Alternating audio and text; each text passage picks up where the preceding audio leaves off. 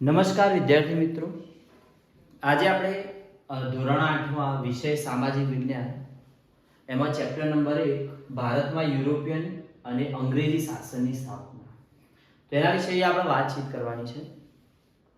તો પહેલા તો આપણે એ વસ્તુ સમજીએ કે ભારતની અંદર જે યુરોપિયન પ્રજા આવી પછી જે અંગ્રેજી શાસન આવ્યું તો એના પાછળ કયા કયા કારણો જવાબદાર હતા, પછી આ જે પ્રજાઓ આવી તો એ પ્રજાઓ સાથે મતલબ કઈ રીતે એનું આગમન થયું, પછી કઈ રીતે ધીમે ધીમે આ શાસન સપાતું ગયું, તો એ બધી વાત આપણે અહીંયા કરવાની છે.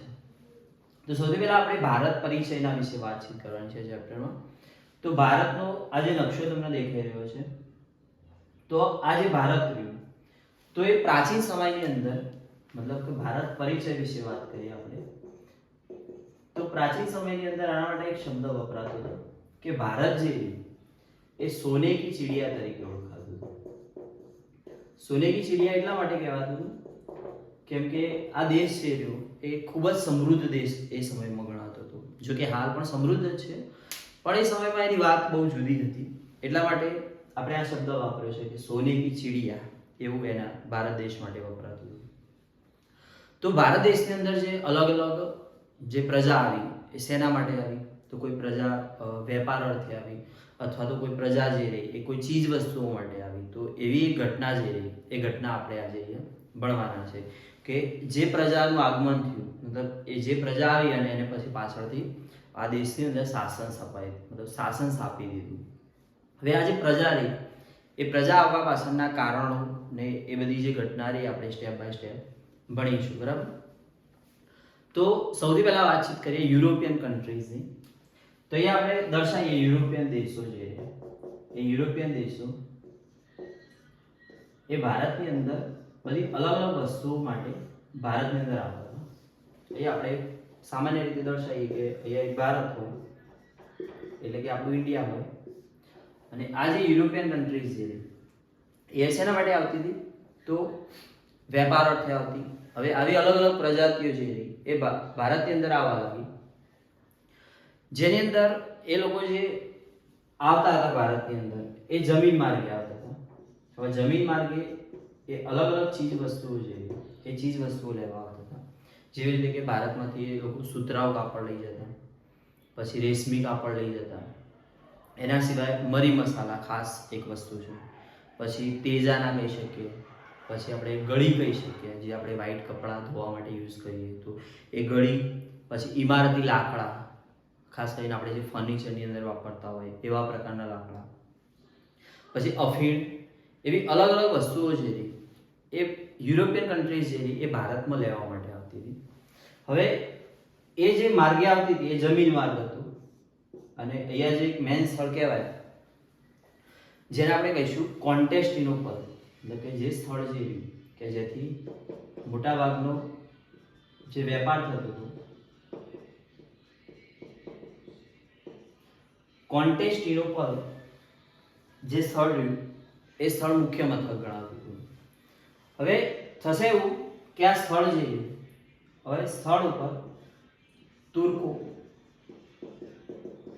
મતલબ કે તુર્કી જે દેશ છે તેની તે પ્રજા છે તુર્કોએ આ દેશ જીતી લીધો, મતલબ આ જે પ્રદેશ રહ્યો એ પ્રદેશ એમને જીતી લીધો.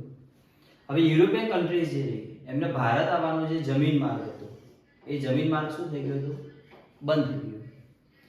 હવે આ દેશો જે રહ્યા યુરોપિયન દેશો એમને અહીંયા ભારત આવ્યા વગર ચાલે એવું નહોતું, કેમ કે એમના જે વસ્તુઓની આપણે વાતચીત કરી તો જેની અંદર એક વસ્તુ કહી શકીએ આપણે તો તેજાના, પછી મરી મસાલા, પછી સુતરાઉ કાપડ, આવી જે વસ્તુઓ રહી એ વસ્તુઓ વગર ચાલે એવું નહોતું.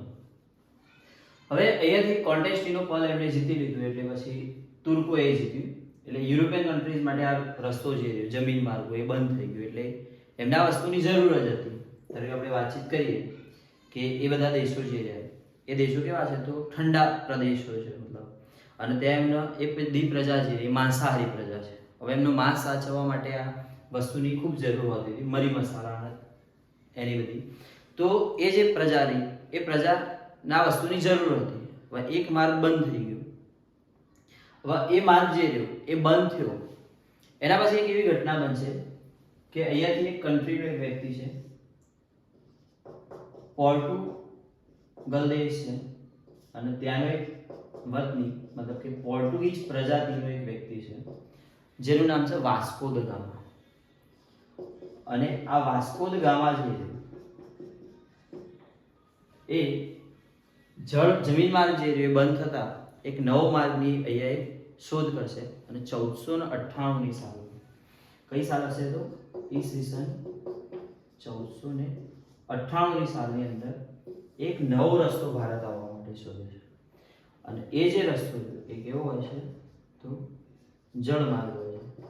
મતલબ કે એ વ્યક્તિ નીકળે છે પોર્ટુગલ દેશનો અને પ્રજાતિ કઈ હોય છે તો પોર્ટુગીઝ હોય છે અને જેનું નામ હોય છે વાસ્કો દ ગામા અને સાલ હોય છે 1498 ની સાલ. અને એ વ્યક્તિ જે રહ્યો એ ભારતનો નવો રસ્તો મતલબ કે નવો જળમાર્ગ જે રહ્યો એ આ વ્યક્તિ શોધી કાઢે છે.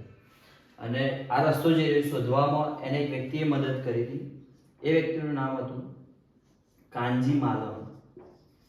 અને આ કાંજી માલમ જે છે ભારતીય અને મૂળ ગુજરાતીઓ છે. એટલે કે અહીંયા આવવાનો જે રસ્તો રહ્યો એ રસ્તો એમને મતલબ એ જળમાર્ગ એમને શોધી કાઢ્યો. હવે વાસ્કો દ ગામા જે રહ્યો ત્યાંથી આવ્યો એટલે એ કાલિકટ બંદરે પહોંચે છે. મતલબ કે ભારતના કયા વિસ્તારની અંદર એ આવી પહોંચે છે? કાલિકટ બંદરે. કાલિકટ બંદરે જ્યારે વાસ્કો દ ગામા અહીંયા પ્રવેશ કરે છે એટલે એક રાજા હોય છે જે રાજાનું નામ છે સામુદ્રિક, જેને અમુક બુકોની અંદર જામોરીન રાજા તરીકે પણ ઓળખવામાં આવે છે. તો આ જામોરીન અથવા તો સામુદ્રિક જે રાજા છે એની પરમિશન મેળવી અને પછી એ વ્યક્તિ જે વાસ્કો દ ગામા એ ભારતની અંદર પ્રવેશ કરે છે. તો એક આ પ્રજા પોર્ટુગીઝ એનો અહીંયા પ્રવેશ છે. પછી એમ બીજી અલગ અલગ પ્રજાઓ છે જેમ કે આપણે એવું કહી શકીએ કે પોર્ટુગીઝો આવ્યા સૌથી પહેલી. તો ભારતમાં પહેલી આવનારી પ્રજા જે એ કઈ હતી તો પોર્ટુગીઝો. એના પછી ભારતની અંદર એક પ્રજા આવી હતી જેને આપણે ડચ પ્રજા કહીએ છીએ. ડચ પ્રજા જેને આપણે એક બીજું નામથી ઓળખીએ છીએ જેને આપણે વલંદાઓ કહીએ છીએ. તો આ ડચ પ્રજા અથવા તો એને આપણે કહીશું વલંદા. એના પછી ભારતની અંદર એક પ્રજા આવશે જેને આપણે ડેનિશ પ્રજા કહીશું. અને આ ડેનિશ પ્રજા જે એ ક્યાંથી આવે છે તો આ ડેનિશ પ્રજા વિશે વાત કરીએ તો આ એક દેશમાંથી આવે છે જેનું નામ છે ડેનમાર્ક. ડેનમાર્ક દેશ છે એ દેશની અંદર દૂધ ઉત્પાદક જે એ વધારે પ્રમાણમાં થાય છે અને ત્યાં ડેરીઓ વધારે આવેલી છે. એટલા માટે આ દેશ જે રહ્યો ડેનિશ પ્રજાનો દેશ ડેનમાર્ક એના હાલમાં આપણે ડેરીઓના દેશ તરીકે ઓળખીએ છીએ. એના પછી ડેનિશ પ્રજા પછી એક પ્રજાતિનું આગમન થશે અંગ્રેજો. અને જે પ્રજાતિ ઇંગ્લેન્ડથી આવેલા છે અને એ પ્રજાતિ છે જેના વિશે આપણું ટાઇટલ છે જે ટાઇટલનું નામ છે અંગ્રેજી શાસનની સ્થાપના. મતલબ કે અંગ્રેજી શાસનની સ્થાપના કઈ રીતે થઈ તો કઈ પ્રજા આવી તો અંગ્રેજો.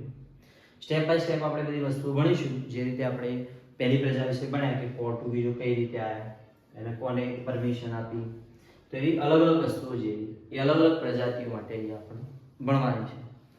એના પછી ફ્રેન્ચો. તો ફ્રેન્ચથી એક પ્રજા આવી જે પ્રજાનું નામ છે જેને આપણે ફ્રેન્ચો કહીએ છીએ.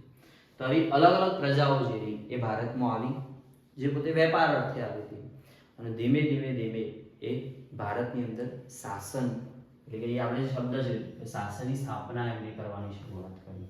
અને એના પછી જ્યારે એમણે શાસનની સ્થાપના કરી મતલબ દેશના ગુલામ કઈ રીતે બનાવ્યો તો એ બધી ઘટનાઓ જે રહી એ આપણે આ ચેપ્ટરની અંદર ભણીશું.